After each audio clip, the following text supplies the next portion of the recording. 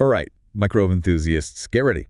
We're diving deep into the world of Enterobacteriaceae today. The bacterial family with some real A-listers, you Yeah, know? like E. coli, Yeah, the ones we always hear about. exactly. And we've got our trusty guide, Principles and Practice of Clinical Bacteriology.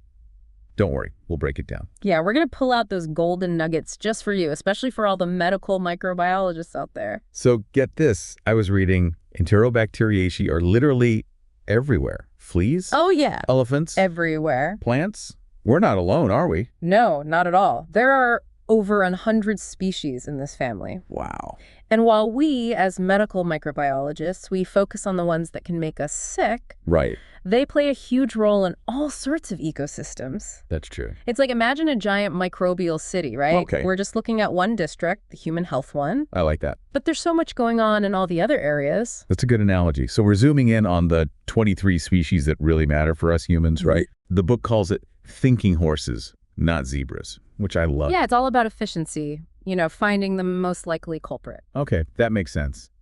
But why do we even care about identifying these bacteria in the first place? What do they do? Well, think of it like solving a puzzle, right? You got to figure out who the suspect is. It's crucial for a few reasons.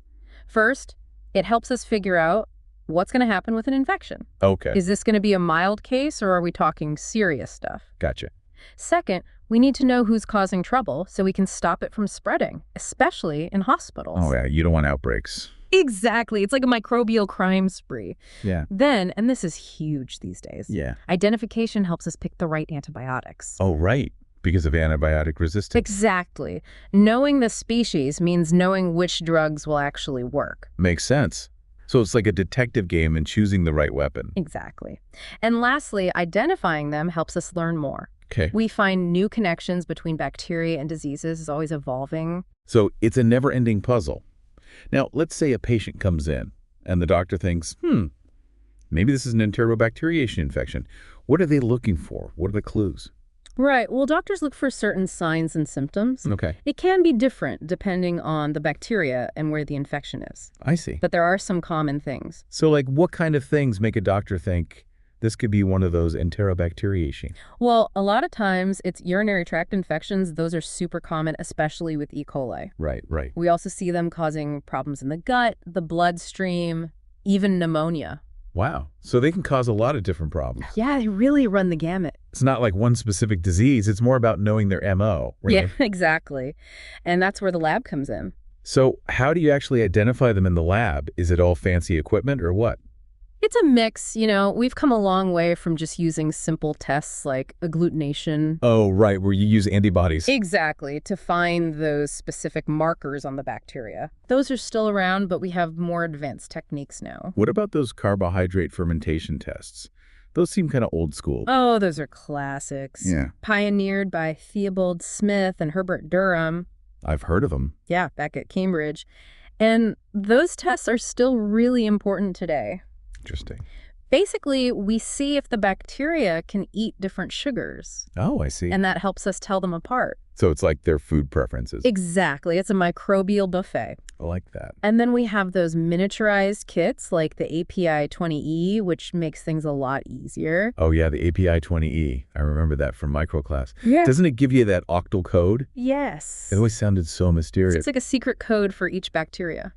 I like it. So even though we have all this tech now, understanding the basics is still important. Oh, absolutely. It's like having a backup plan, The Yeah. fancy machines go down, you still got to know what you're doing. Right, technology can fail, but knowledge doesn't. Now let's zoom out from the lab for a sec. Yeah. Where do these bacteria hang out in nature? Well, they're pretty versatile. Yeah. Some, like E. coli, they're just chilling in our guts, helping us digest. Right. Others are associated with animals or specific environments. Oh, I remember learning about those reservoirs of infection where bacteria can just hang out and then jump to us. Exactly. And that's crucial to understanding how they spread. So it's all connected. It is. Which brings us to a big question. How do we stop them from causing trouble? Yeah, because knowing how they spread means we can stop it, right? Exactly. And that's where infection control comes in. Okay, like what? Well, hand hygiene is always number one. Always gotta wash your hands. Seriously, it's Yeah. the simplest but most effective thing you can do. Yeah, I hear you. Then we've got to be careful with food. Oh, right, especially with things like salmonella. Exactly. Cooking your food thoroughly, storing it properly, all that jazz. Keep those bacteria out of the kitchen. Exactly. And just keeping things clean in general. So it's all about being proactive. Absolutely. We've got to disrupt those transmission routes however we can. So prevention is key. Totally. But what happens when prevention fails and someone gets infected? How do we fight back? Well, I'm guessing antibiotics are the answer, but I know antibiotic resistance is a big problem.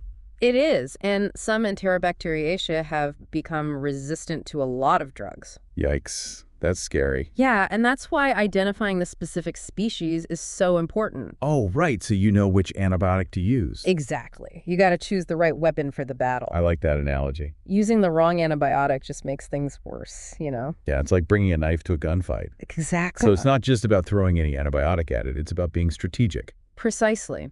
Now, managing these infections isn't just about antibiotics, it's about the bigger picture. Okay, what else is involved? We're talking supportive care, making sure the patient is comfortable. So hydration and things like that.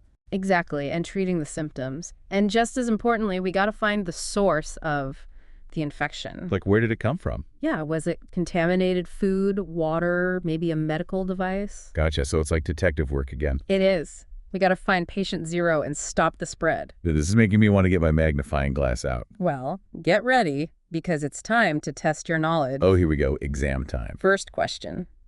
What are 4 reasons why it's so important for us as medical microbiologists to identify those microscopic bad guys? Think back to our chat. We'll be back in a flash to break it down. Okay, let's go over that first question again. Why do we spend so much time identifying these little guys? It's all about getting the full picture right. Like, how bad is this infection going to be? Exactly. Knowing who the microbe is helps us figure out if it's going to be a walk in the park or a serious problem. So it's like a roadmap for treatment. Exactly. Second, we got to know who's causing the trouble to stop it from spreading, especially in hospitals. Right, like a microbial domino effect. You got it. Third, and this is a big one these days, with all the talk about antibiotic resistance, we need to know which drugs will actually work. So choosing the right tool for the job. Perfect analogy. And finally, identifying them helps us learn more. You know, we find new links between bacteria and diseases. It never stops. It's like a puzzle that keeps getting bigger. Well said. On to question 2. What are 5 key characteristics of Enterobacteriaceae? Think about what they look like, how they act, all that good stuff. Okay, 5 characteristics. Well, they're rod-shaped, and they love glucose.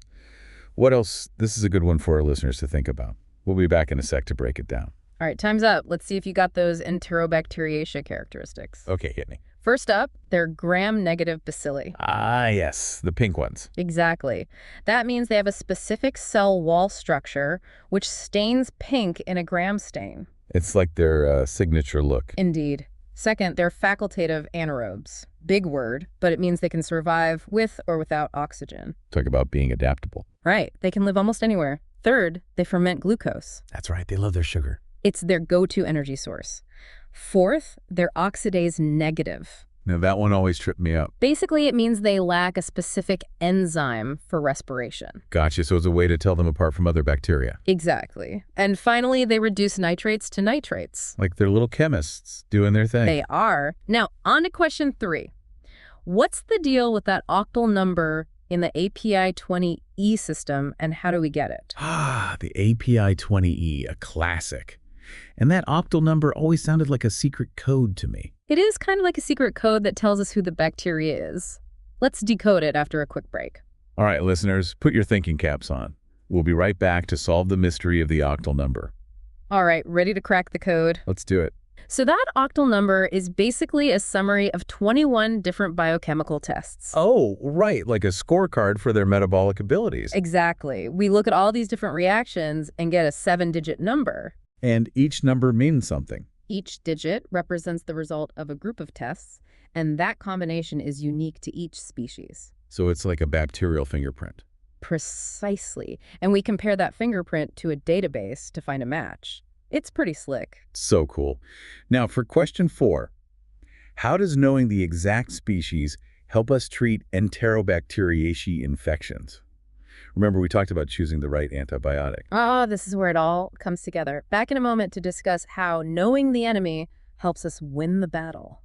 All right, listeners, time to put on your strategist hats. We're about to get tactical with those Enterobacteriaceae. Okay, so how does knowing the species help us with treatment? Well, because some of them are resistant to certain antibiotics, right? Exactly. For example, Serratia marcescens, we mentioned them earlier, they're often resistant to aminoglycosides. If we know that, we can choose a different antibiotic that will actually work. It's like knowing their weakness. Exactly. We don't want to waste time with a drug that won't do anything. Right. And we want to avoid making the resistance problem even worse. Absolutely. So knowing the species helps us choose the most effective treatment and prevent more resistance. It's a win-win. Now, last question. What are some general infection control measures for Enterobacteriaceae? Think about those everyday things we can do to stop them from spreading. This is where we all have a role to play. Back in a bit to discuss those everyday actions that can make a big difference. All right, listeners, time to unleash your inner germ-fighting superhero.